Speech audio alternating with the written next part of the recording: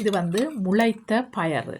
அதாவது இதை எப்படி செய்கிறேன்னு சொன்னால் 12 மணி நேரம் பயத்தை வந்து வார்ம் வாட்டரில் ஊற விட்டுட்டு அதை பிறகு வடித்து ஒரு காற்று போகக்கூடிய ஒரு பாத்திரத்தில் ஈரச்சீலையால் மூடி இன்னொரு 12 மணி நேரத்துக்கு நாங்கள் வைப்போம்னு சொன்னால் இந்த முளைக்க விடப்பட்ட பயரை நாங்கள் எடுத்துக்கொள்ளக்கூடியதாக இருக்கும்.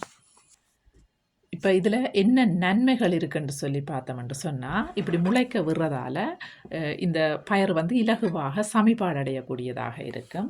அதை விட இதில் உள்ள நியூட்ரிஷன்ஸ் வந்து பொடியால் இலகுவாக அப்சர்வ் பண்ணக்கூடியதாகவும் இருக்கும். இதை தவிர இதில்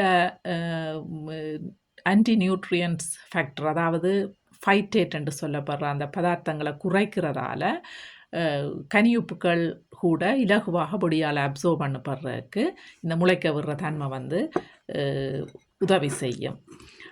அதோட கூட இதில் வந்து அதிக அளவு நார்ச்சத்து இருக்கிறதால இதில் ஜிஐ வேல்யூ வந்து, அதாவது கிளைசிமிக் இண்டெக்ஸ் சரியான குறைவாக இருக்கிறதால அதிக நேரத்துக்கு பசியை பிடிக்கிறதோட குருதியில் வந்து பிளட் சுகரோட அளவை கண்ட்ரோலில் வச்சுருக்கும். இது வந்து மிக அந்த டயபெட்டிஸ் உள்ள ஆக்களுக்கு மிகவும் உதவியாக இருக்கும். முங்டாலில் உள்ள, அதாவது பயத்தில் உள்ள நியூட்ரிஷனல் வேல்யூ என்னன்னு சொல்லி பார்ப்போம்னு சொன்னால் 100 கிராம் உலர்ந்த பயரில் வந்து கலோரி வந்து சக்தி 191 கலோரி காணப்படுது.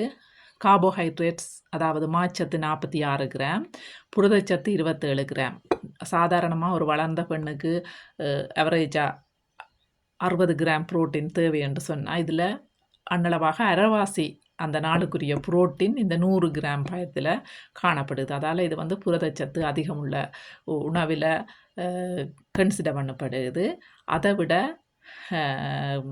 ஈட்வெல் கைடின் படி ஒரு நாளைக்கு 2 தொடக்கம் 3 போர்ஷன் புரதச்சத்து உணவு சாப்பிடணும்னு சொன்னால் அதில் ஒரு போர்ஷனாக இதை நாங்கள் எடுத்துக்கொள்ளக்கூடியதாக இருக்கும். அதை விட கொழுப்பு குறைந்த உணவு 1 கிராம் தான் காணப்படுது. ஃபைபர் வந்து, அதாவது நார்ச்சத்து 10 கிராம் காணப்படுது. ஒரு நாளைக்கு அன்னளவாக நாங்கள் 30 கிராம் நார்ச்சத்து எடுக்கணும். தற்போதைய காலத்தில் இந்த நார்ச்சத்து சரியான குறைஞ்ச அளவில் தான் ஆக்களால் எடுக்கப்படுறது. அதால் நிறைய வாழ்க்கை முறை நோய்கள் கூட வர்றதா ஆராய்ச்சிகள் சொல்லுவது. அப்போ இதில் வந்து அதிக அளவு நார்ச்சத்து காணப்படுது. அதை தவிர விட்டமின் பி, சி, கனியுப்புக்களான மெக்னீசியம், பொட்டாசியம், சிங்க் இதுகள் கூட அதிக அளவில் காணப்படுது. அதோட கூட நாங்கள் இதை முளைக்க வைத்து சாப்பிடக்க இப்படியான விட்டமின்ஸ், கனியுப்புக்கள், மற்றது புரதச்சத்து, இதில் உள்ள மாச்சத்து எல்லாம் பொடியால் ஈஸியாக சமிபாடடைஞ்சு ஈஸியாக பொடியால் அப்சர்வ் பண்ணப்படுறதுக்கும் வந்து இந்த முளைக்க விடுறது வந்து மிகவும் உதவியாக இருக்குது. இதை விட இப்படியான உணவுகளில் நாங்கள் இதை சேர்த்து கொள்ளலாம்டா. இதை வந்து ஸ்நாக்ஸாக கூட நாங்கள் சாப்பிடக்கூடியதாக இருக்கும். நல்ல டேஸ்ட்டாக இருக்குது.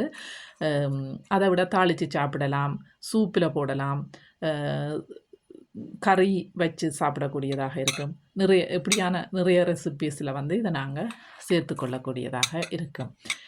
இது பிரயோசனமாக இருந்தால் உங்களோட கருத்துக்களை எனக்கு சொல்லுங்கள்.